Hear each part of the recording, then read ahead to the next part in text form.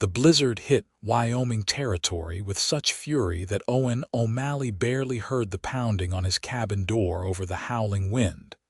And when he finally opened it, a woman collapsed into his arms, half frozen and trembling like a hunted animal. Owen caught her before she hit the floor, his strong arm steadying her slight frame as snow whirled into the cabin. He kicked the door shut against the bitter cold and guided the woman toward his hearth, where the fire crackled and danced. Her dress was torn, her dark hair matted with ice, and her lips had taken on a dangerous bluish tint. "Easy now," Owen said, his voice low and steady. He helped her into the chair nearest the fire and quickly grabbed the wool blanket from his bed. "You are safe here."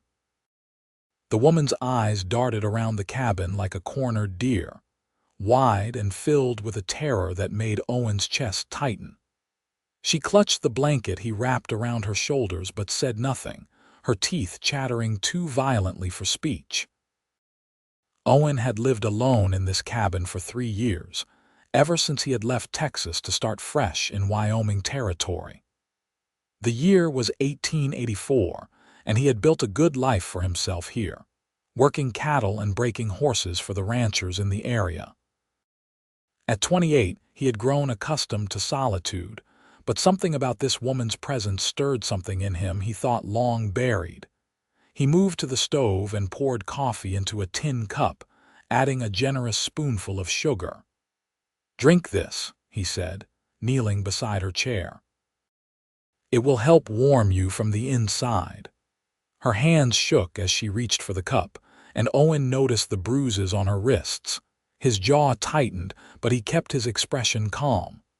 Whatever had happened to this woman, she needed comfort now, not questions.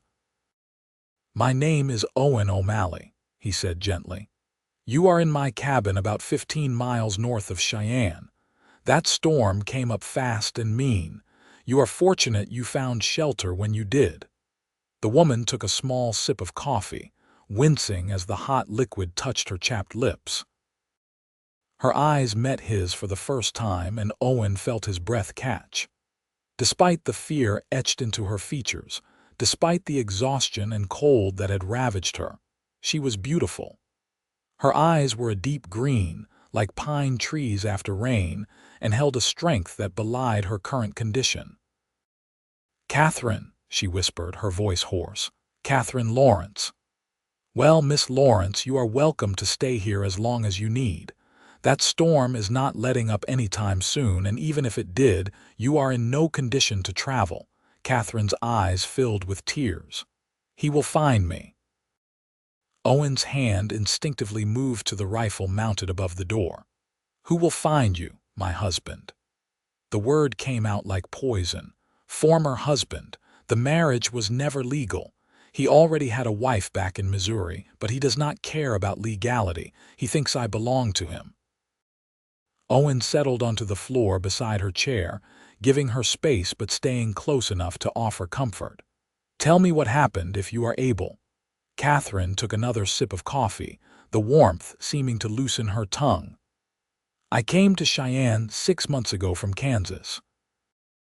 My parents died of fever last year and I had nothing left there. I thought I could make a new start, maybe find work as a schoolteacher. Robert Carlyle seemed kind at first. He courted me properly, or so I thought. We married after 2 months. She paused, her hands trembling around the cup. Owen waited patiently, letting her tell her story at her own pace. "The first time he hit me was on our wedding night. I had said something that displeased him, though I cannot even remember what it was. It got worse from there. He kept me locked in his house, said a wife had no business being seen by other men. Then last week, a woman came to the door. She said she was his real wife, that she had tracked him from Missouri, that he had abandoned her and their 2 children. And he did not deny it," Owen said quietly. Katherine shook her head. "He told her to leave, threatened her. After she left, he beat me worse than ever before. He said it was my fault, that I had bewitched him into forgetting his real family.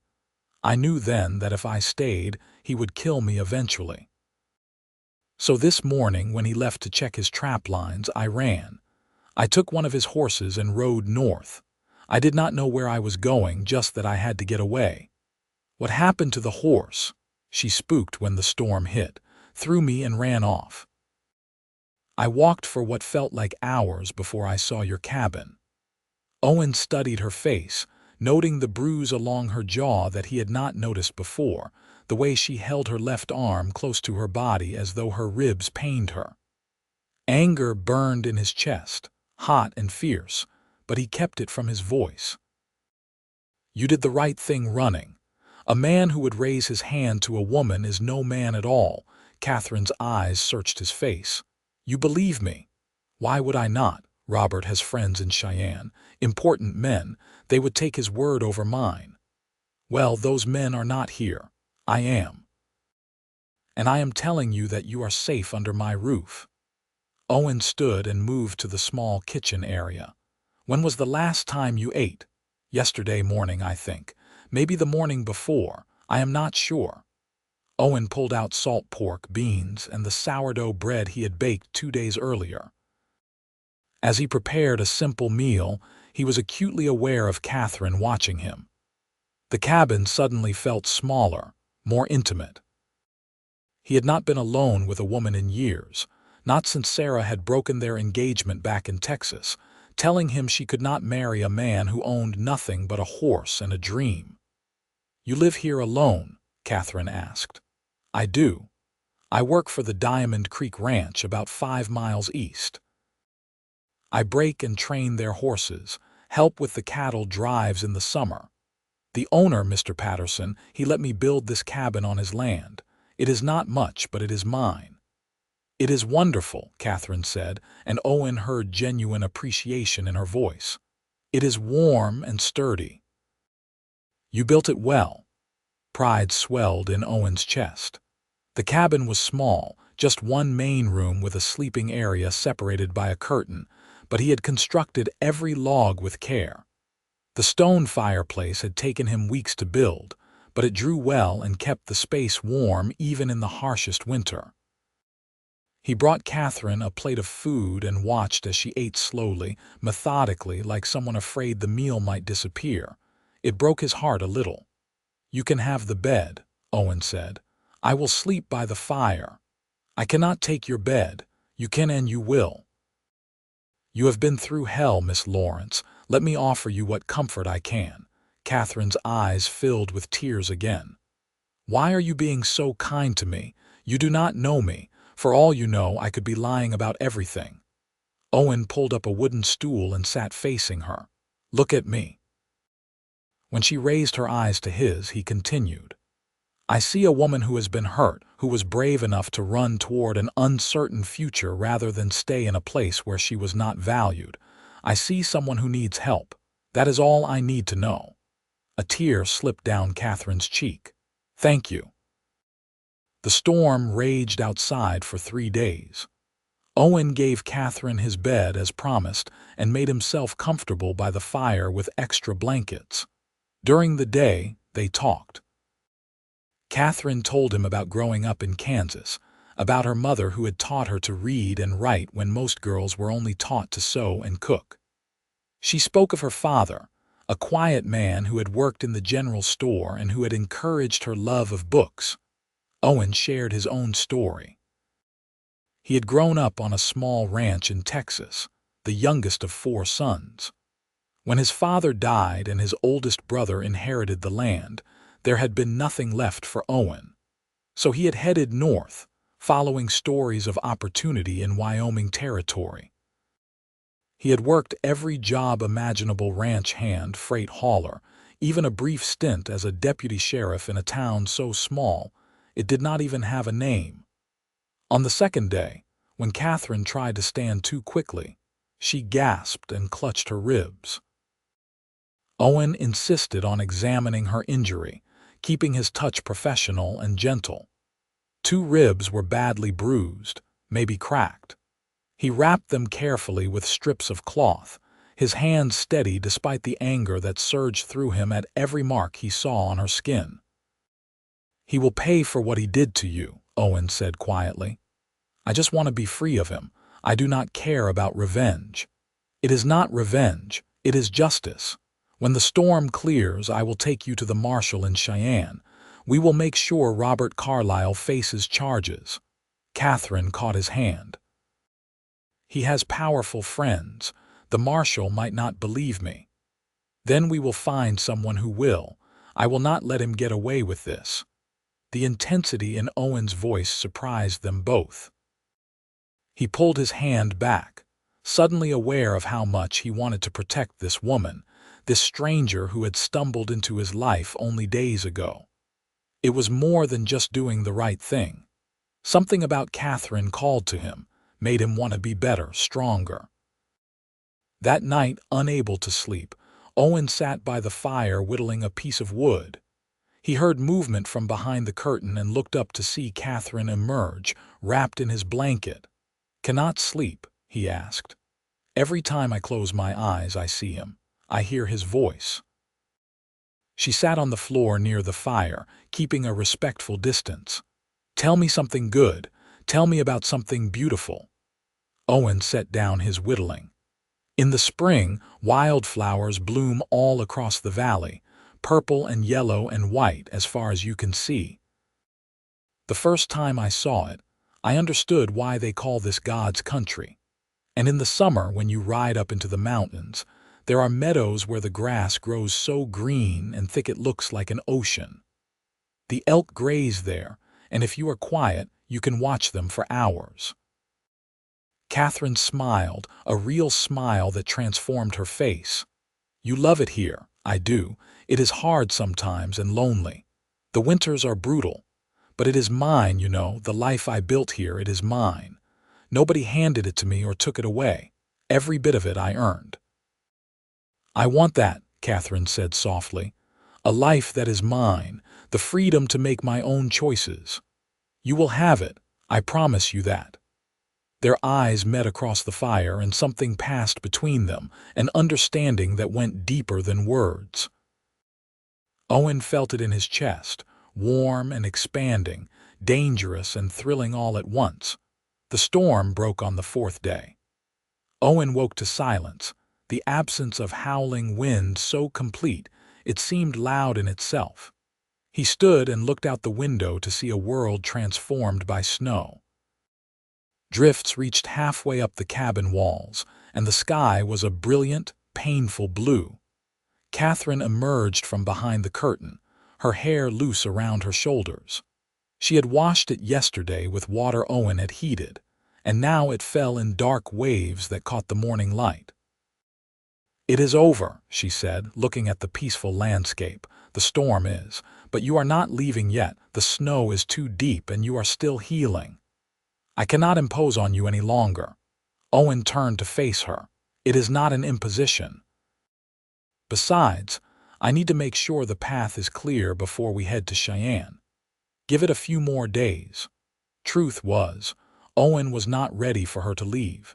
He had grown accustomed to her presence, to the sound of her voice and her quiet movements around the cabin. He liked cooking for her, liked the way she laughed at his stories. He liked everything about her, and that realization both thrilled and terrified him. Over the next week, as the snow slowly melted, Katherine grew stronger. Her ribs pained her less, and color returned to her cheeks. She insisted on helping around the cabin, cooking meals and mending Owen's shirts. They fell into an easy rhythm, like a dance they had practiced for years rather than days. Owen taught her to shoot his rifle, taking her outside on a clear afternoon and showing her how to sight down the barrel, how to squeeze the trigger rather than pull it. Katherine proved to be a natural, hitting the target Owen set up more often than not. "My father taught me when I was young," she explained. "He said a woman should know how to protect herself." "Your father was a wise man." Katherine lowered the rifle, her expression sad. "I wish he could have met you. He would have liked you. I wish I could have met him too. Anyone who raised a daughter as strong and brave as you must have been something special." Katherine blushed, and Owen felt his heart skip. He was falling for her, had been falling since the moment she collapsed into his arms. But he knew it was too soon, knew she needed time to heal from what she had endured. So he kept his feelings locked inside, content for now just to be near her. One evening, as they sat by the fire after dinner, Katherine asked about his family. "You miss Texas?" Owen considered the question. "I miss my mother sometimes. She died when I was 20. But my brothers and we never got along that well. They thought I was too much of a dreamer, always wanting more than what we had. When I left, I do not think they minded much." "Their loss," Katherine said firmly. "You are a good man, Owen O'Malley, better than any I have met." Owen felt heat rise in his cheeks. "I am just doing what anyone would do. No, most men would have turned me away or worse, sent me back to Robert. You opened your home to me, a stranger. You have been nothing but kind and respectful. That is not something I take lightly." She reached across the space between them and took his hand. Owen's breath caught at the touch, at the warmth of her skin against his. "Katherine," he started, not sure what he wanted to say. "I know it is too soon," she said quickly. "I know I am not ready for anything more than friendship, but I want you to know that I see you too. I see your kindness, your strength. I see the man you are." Owen squeezed her hand gently. "I will wait as long as you need. And if all you ever want is friendship, I will accept that too. Having you in my life in whatever capacity is enough." Katherine's eyes shimmered with unshed tears. "How do you always know the right thing to say?" "I just speak the truth." They sat like that for a long time, hands clasped, watching the fire burn low. It was the most intimate moment of Owen's life, more meaningful than any kiss or embrace. It was a promise, a beginning, a door opening to possibilities neither of them had dared imagine. The next morning, Owen rode to the Diamond Creek Ranch to check in with Mr. Patterson and let him know he was still alive after the storm. He found his employer in the barn, inspecting a new foal. "O'Malley," Patterson called out when he saw him. "Thought maybe that blizzard had buried you for good. Takes more than a little snow to put me down, sir." Patterson was a gruff man in his 50s, weathered by years of hard work but fair in his dealings. He looked Owen over with sharp eyes. "You look different. Something happened."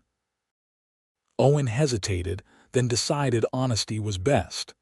He told Patterson about Katherine, about how she had come to his cabin and what she had fled from. Patterson's expression darkened.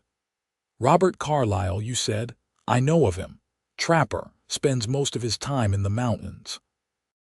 Heard rumors he was not quite right in the head. He has come through here a few times, always gave me an uneasy feeling. Katherine wants to report him to the marshal, but she is afraid he has connections. Marshal Thompson is a good man, but he is careful about who he crosses. Carlyle does business with some of the bigger ranchers, provides furs and such. But if the woman is willing to testify, Thompson will have to investigate. I plan to take her to Cheyenne in a few days, once she is fully recovered." Patterson studied Owen carefully. "You have feelings for this woman." It was not a question. Owen met his employer's gaze steadily. "I do. She might bring trouble with her. I know, I do not care," Patterson nodded slowly. "Well then, you take whatever time you need. Your job will be here when you get back. And O'Malley, be careful. Men like Carlyle, they do not give up what they consider theirs without a fight." Owen rode back to the cabin with Patterson's warning echoing in his mind. He found Katherine outside, struggling to carry water from the creek. He quickly took the bucket from her. "You should have waited for me to do that. I wanted to help. You do so much already." Owen set the bucket down and turned to face her. The afternoon sun caught in her hair and her cheeks were flushed from the cold air. She had never looked more beautiful. "Katherine, there is something I need to tell you. Mr. Patterson thinks Robert might come looking for you. He suggested we go to the marshal sooner rather than later." Fear flashed in Catherine's eyes, but she straightened her shoulders. Then we go tomorrow. Are you sure you are ready? I will never be ready, but I cannot hide forever, and I will not put you in danger because of my cowardice. Hey, Owen said, stepping closer. You are the bravest person I know. Running from him took more courage than most people have. Facing him now or facing the law that takes even more. I am proud of you. Katherine looked up at him, her green eyes bright. Will you come with me to the marshal's office? Wild horses could not keep me away. They left at dawn the next morning. Owen hitched his 2 horses to a small wagon, padding the bed with blankets so Katherine could ride more comfortably. The journey to Cheyenne would take most of the day, and he wanted her to be as comfortable as possible. The road was muddy from the melted snow, making the going slow. They stopped at midday to rest the horses and eat the bread and cheese Katherine had packed. Sitting on a fallen log, overlooking a valley where antelope grazed in the distance, Katherine turned to Owen. Whatever happens today, I want you to know what your kindness has meant to me. You gave me back something I thought I had lost forever. What is that? Hope. The belief that good men exist in this world, that I deserve better than what Robert gave me. Owen wanted to take her in his arms, to promise her that he would spend the rest of his life showing her exactly how much she deserved, but he held back. Not yet. Not until she was truly free. You deserve everything good this world has to offer, he said instead. And I hope I get the chance to help you find it. They reached Cheyenne in the late afternoon. The town was bustling despite the recent storm, cowboys and businessmen moving along the boardwalks, women in their long dresses hurrying between shops. Owen guided the wagon to the marshal's office, a sturdy building near the center of town. Marshal Thompson was exactly as Owen imagined, tall, lean, with gray hair and eyes that missed nothing.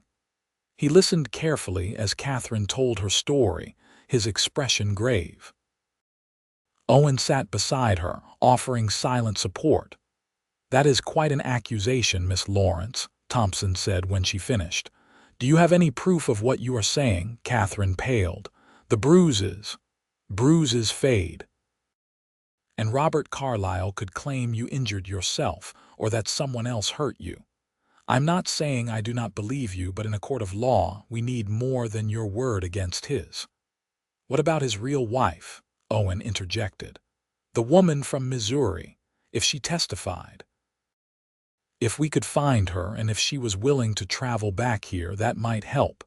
But it does not solve the issue of the assault charges. Robert could still claim you are lying about that. Katherine's hands trembled in her lap. So he gets away with it. He gets away with everything. Thompson leaned forward, his expression sympathetic. I did not say that. I will investigate this, Miss Lawrence.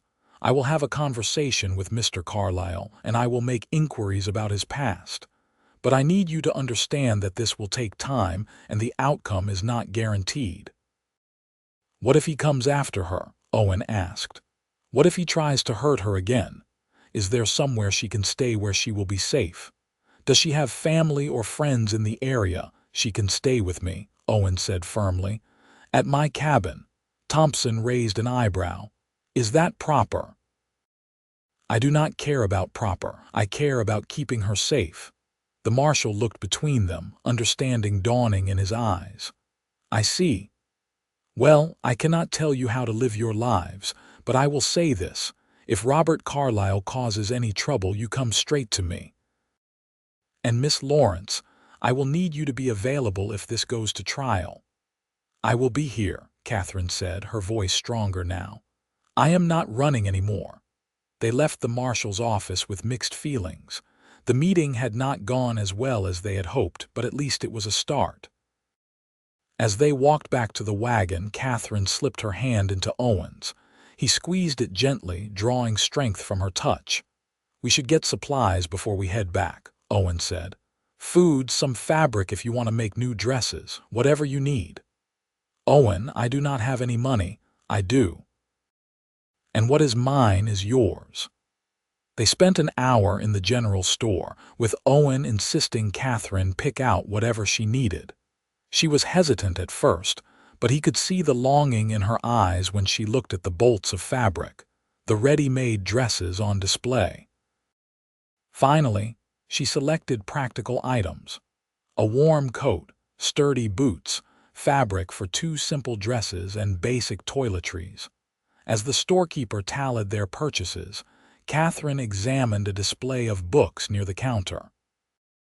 Her fingers traced the spine of a leather-bound volume, and Owen saw such wistfulness in her expression that his chest ached. "We will take that book too," he told the storekeeper. "Owen, no, it is too much. A woman who loves books should have books. Besides, I would like you to read to me in the evenings. My own reading is rough at best."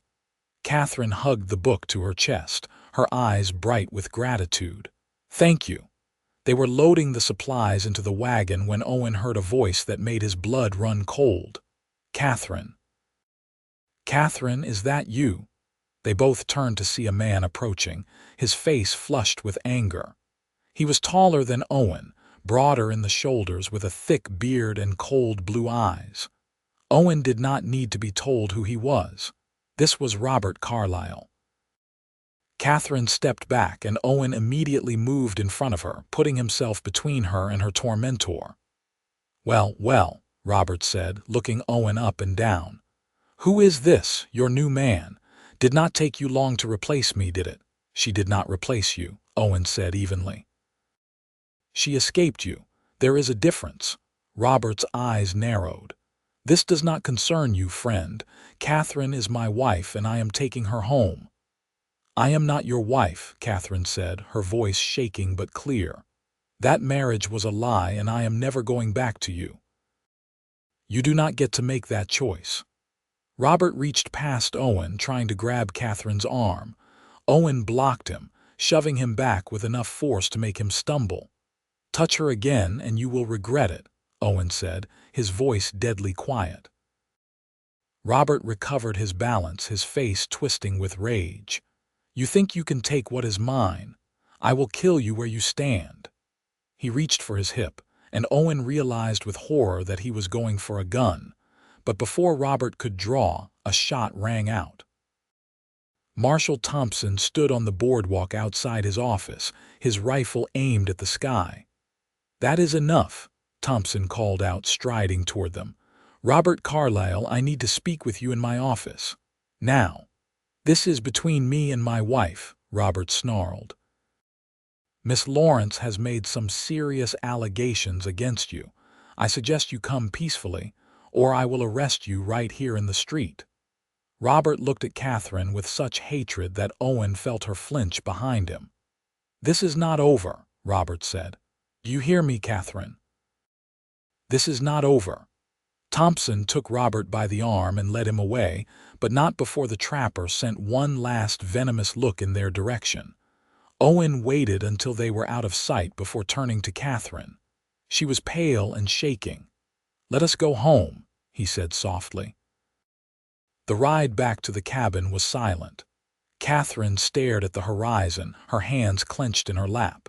Owen wanted to comfort her but did not know what to say. Robert's appearance had changed everything. The danger was no longer theoretical. It was real and immediate. Night had fallen by the time they reached the cabin. Owen helped Katherine down from the wagon and unloaded the supplies while she went inside to start the fire. When he finally entered, carrying the last of the packages, he found her standing in the middle of the room, still wearing her coat, tears streaming down her face. Owen dropped the packages and went to her, pulling her into his arms. She collapsed against him, sobbing into his chest while he held her, one hand stroking her hair, murmuring wordless comfort. "I am sorry," she gasped between sobs. "I brought this to your door. I put you in danger. Stop that. You did not bring anything except yourself, and that is the best thing that has happened to me in a long time. He is going to come for me. You saw his face.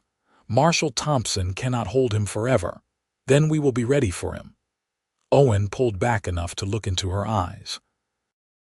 "I am not going to let him hurt you again. I swear to you on my life, Katherine, he will not touch you."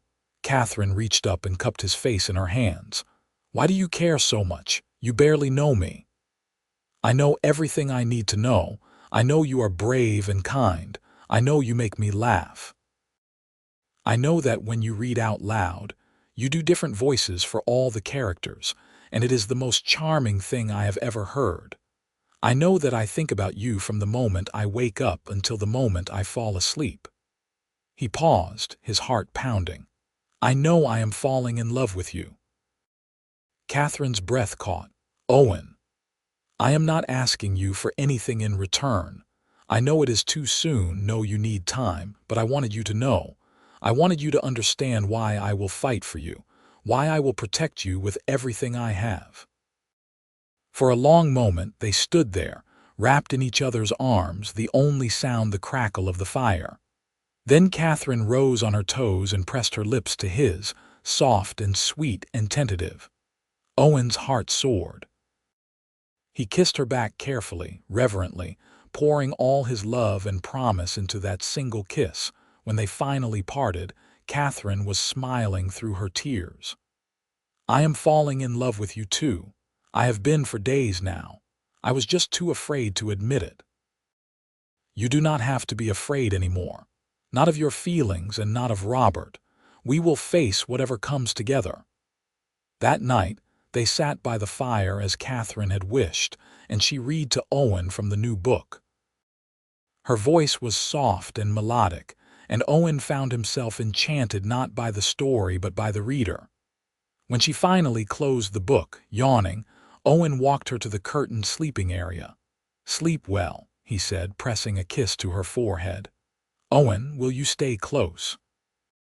"Just until I fall asleep." He sat on the floor beside the bed, his hand finding hers in the darkness. "I am right here. Nothing is going to hurt you."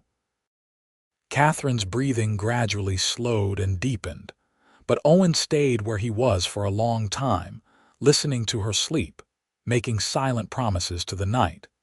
The next few weeks fell into a peaceful pattern, though Owen remained vigilant.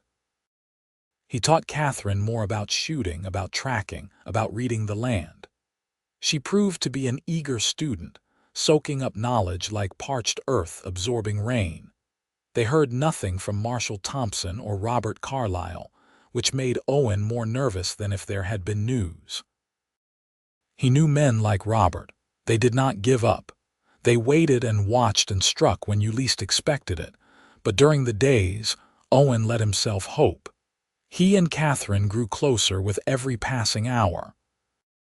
They talked about everything, discovering they shared a love of watching storms roll across the plains, of the smell of coffee in the morning, of the sound of coyotes singing to the moon. They kissed often now, sweet kisses that spoke of growing love and deepening trust.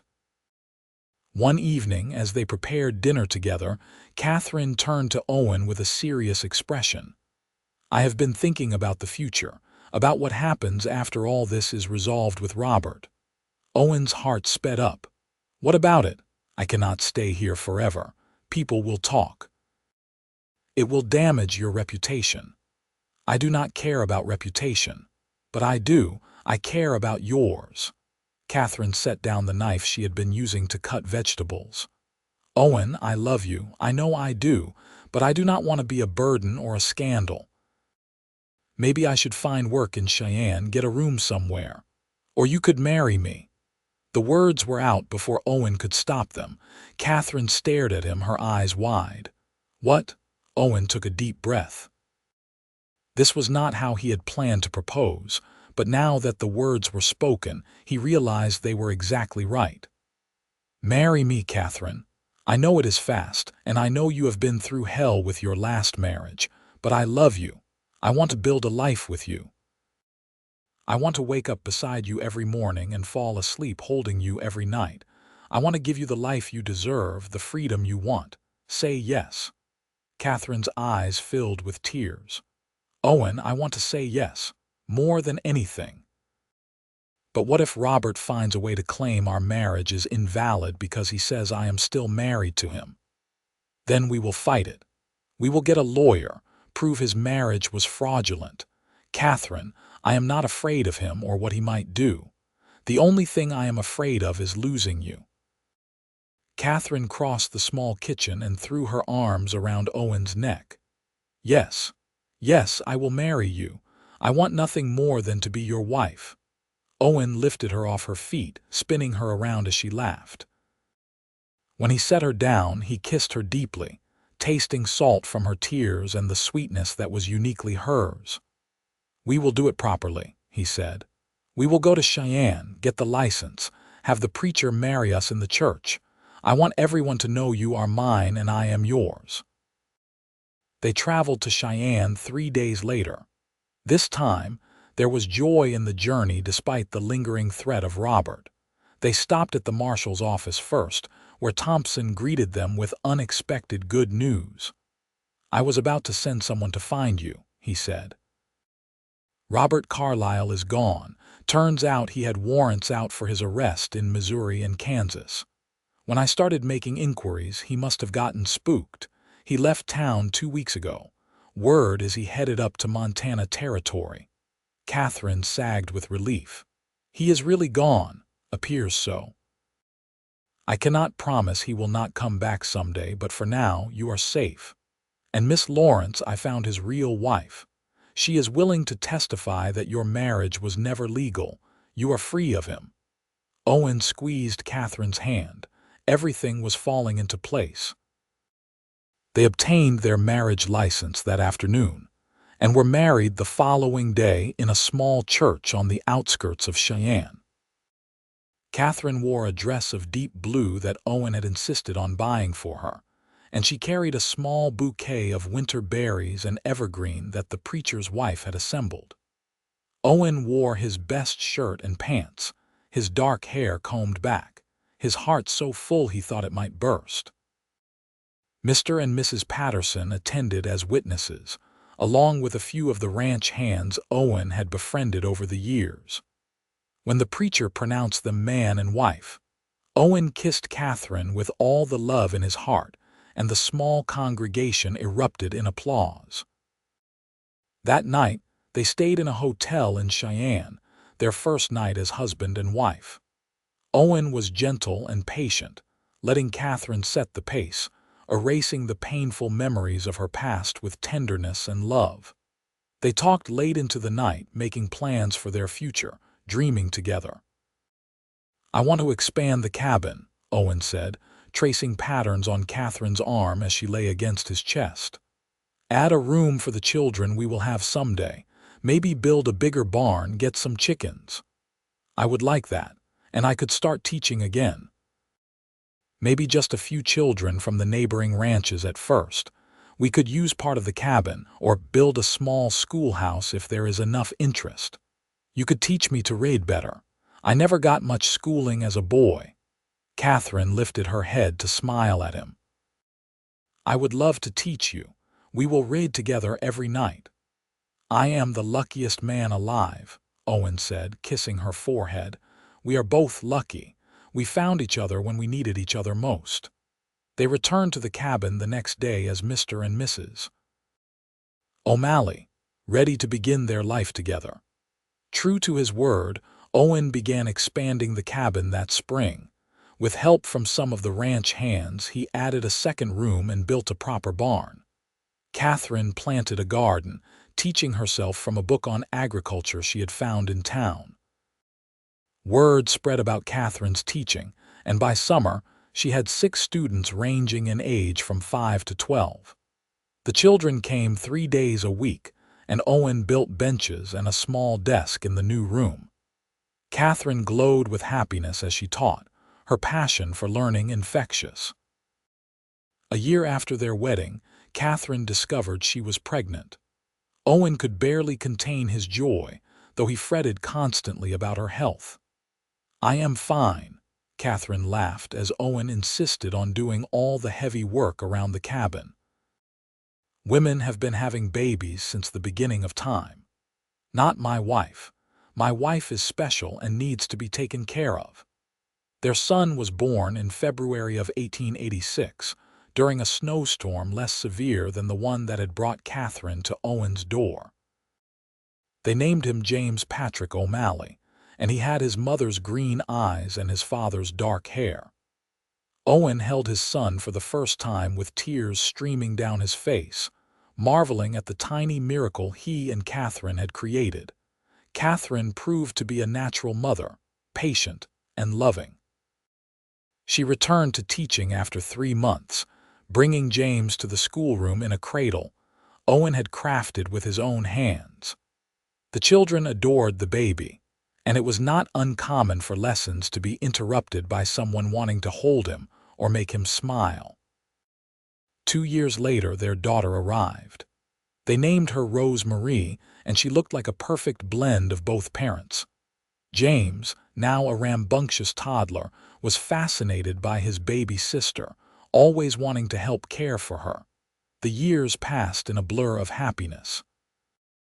Owen continued working for the Diamond Creek Ranch, eventually becoming the head horse trainer. Katherine's school grew until she had 15 regular students, and the community came together to build a proper schoolhouse near the main road. They never heard from Robert Carlyle again. Occasionally, Owen would wake in the night and check the locks on the doors, old protective instincts rising. But Katherine would pull him back to bed, reminding him they were safe, that they had built a good life together, that the past could not touch them anymore. When James was 7 and Rose was 5, Katherine discovered she was pregnant again. This time, twin boys arrived, red-faced and squalling. They named them Thomas and William, and the cabin that had once seemed too small for one person now burst with the noise and energy of a growing family. On a summer evening in 1893, Owen sat on the porch he had built, watching his children play in the yard. Katherine came out with 2 cups of coffee and settled into the chair beside him, her hand finding his. "What are you thinking about?" she asked. "That day you came to my door." "How my life changed in an instant," Katherine smiled. "The blizzard that brought us together, I think about it sometimes too, how desperate and afraid I was, how sure I was that I would die in that storm. You found exactly where you needed to be. I found you." Katherine leaned over and kissed him softly. "My cowboy, my hero. I am no hero, I just opened my door. You did more than that. You saw past my fear and pain to who I really was. You gave me back my life, Owen. You gave me love and safety and a family. You gave me everything." Owen pulled her close, breathing in the scent of her hair, feeling the steady beat of her heart against his. "And you gave me a reason to live instead of just existing. You made me believe in love again." They sat together as the sun set over the Wyoming plains, painting the sky in shades of gold and crimson. James was teaching Rose how to skip stones in the creek, while the twins chased each other in circles, their laughter carrying on the evening breeze. "You ever regret it?" Katherine asked. Taking in a stranger that night, Owen turned to look at his wife, at the woman who had stumbled into his life and transformed everything. Her face was more beautiful now than it had been that first night, marked by years of love and laughter rather than fear and pain. Not for a single second. "That was the night my real life began." Katherine rested her head on his shoulder. "Mine too." As darkness fell and Katherine called the children inside for supper, Owen took one last look at the land he loved, the cabin he had built, the life he had created. He thought about the scared, frozen woman he had caught in his arms nearly 10 years ago, and the strong, confident woman she had become. He thought about the lonely cowboy he had been, and the fulfilled man he was now. Winter had brought a desperate woman to his door, but love had made them both whole. It was, Owen reflected as he followed his family inside, the greatest gift he had ever received. The end of their story was really just the middle, of course. There would be more children eventually, a third daughter named Sarah Catherine who would grow up to become a doctor, something almost unheard of for women in that time. There would be challenges too, hard winters and dry summers, illness and loss. But through it all, Owen and Katherine would face everything together, their love deepening with each passing year. On their 30th wedding anniversary, surrounded by their children and grandchildren, Owen would stand up at the celebration dinner and raise his glass to his wife. "You are still the most beautiful thing I have ever seen," he would say, his voice thick with emotion. "And I would do it all again, exactly the same way, just to end up right here with you." Katherine would cry, as she always did when Owen spoke from his heart, and their children would exchange knowing glances. Their parents' love story was legendary in the family, told and retold, a reminder of how one act of kindness, one moment of compassion, could change everything. But that summer evening in 1893, as Owen carried his youngest sons to bed while Katherine tucked in the older children, they did not know about the decades of happiness stretching before them. They only knew the present moment, the love they shared, the family they were raising. Later, after the children were asleep, Owen and Katherine stood on their porch looking at the stars. The night was clear and warm, filled with the sounds of crickets and the distant howl of a coyote. "Do you remember," Katherine said, "that first night when I asked you to tell me something beautiful, and you talked about the wildflowers and the mountain meadows? I remember. You were describing freedom. That is what all those things represented to you, the freedom to build your own life." Owen considered this. "I suppose you are right. And now we have built that life together. We are free to love each other, to raise our children as we see fit, to make our own choices. That is the most beautiful thing of all." Owen wrapped his arms around his wife, pulling her close. "I love you, Katherine O'Malley, more today than yesterday and not as much as tomorrow." "I love you too, Owen. Thank you for seeing past my fear to my beauty. Thank you for believing in me when I could not believe in myself." "Always," Owen promised, "for the rest of our lives." They stood together under the vast Wyoming sky, two souls who had found each other in the darkest of times and built a light that would never go out. The winter storm that had brought them together was long past, but its memory remained, a reminder of beginnings and possibilities, of the unexpected ways love could arrive. Inside the cabin, their children slept safe and warm. In the barn, the horses nickered softly to each other. The garden Katherine had planted would soon yield its harvest. The schoolhouse down the road stood ready for another year of learning. Everything they had built together, everything they had created, spoke of permanence and love. This was the life they had chosen, the life they had fought for. And standing there in the starlight, Owen and Katherine knew without doubt that every struggle had been worth it. Every fear overcome had led them to this perfect moment. The cowboy had seen past the fear to the beauty, and the desperate woman had found the courage to love again. Together, they had created something neither could have imagined that winter night so long ago. They had created home.